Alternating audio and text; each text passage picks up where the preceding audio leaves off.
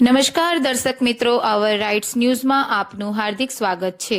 Traffic police દ્વારા safety અને અકસ્માત અટકાવવા માટેના પ્રયાસમાં આજરોજ ટ્રાફિક પોલીસ દ્વારા વડોદરા મહાનગરપાલિકાના ડોર ટુ ડોરમાં કામ કરતા તમામ ઝોનના ડ્રાઈવરોને એકત્ર કરી વાહન ચલાવવા તથા સેફટી માટેનું માર્ગદર્શન આપવામાં આવ્યું।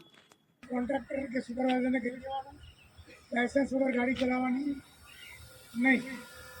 જો લાયસન્સ વગર ગાડી ચલાવશો અને તમારી ભૂલ હશે કે અમારી ભૂલ હશે, જો આપણે બે ભટકાયા તો નુકસાન તમને થશે। ગાડી જમા અને તમે કરશો।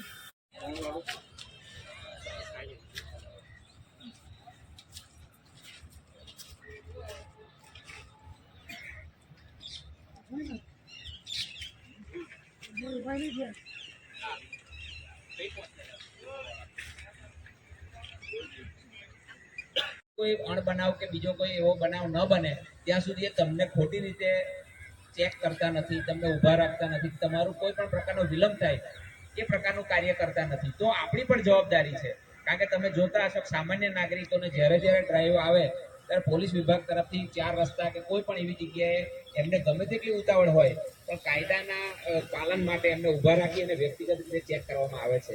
તમારો આટલા વખતનો અનુભવ હશે કે સામાન્ય સંજોગોમાં તમને કોઈ પણ રીતે બિનજરૂરી વિલંબ થાય એ રીતનું ચેકિંગ કરવામાં આવતું નથી। તો આપણી પણ ફરજ છે કે પોલીસ વિભાગને આપણે ખૂબ સાથ સહકાર આપીએ। આપણા તરફથી એવી કોઈ પણ ફરિયાદ ના આવે કે પોલીસને આપણા વાહનોને ચેક કરવા પડે, તમને ચેક કરવા પડે, તમારા લાયસન્સ ચેક કરવા પડે।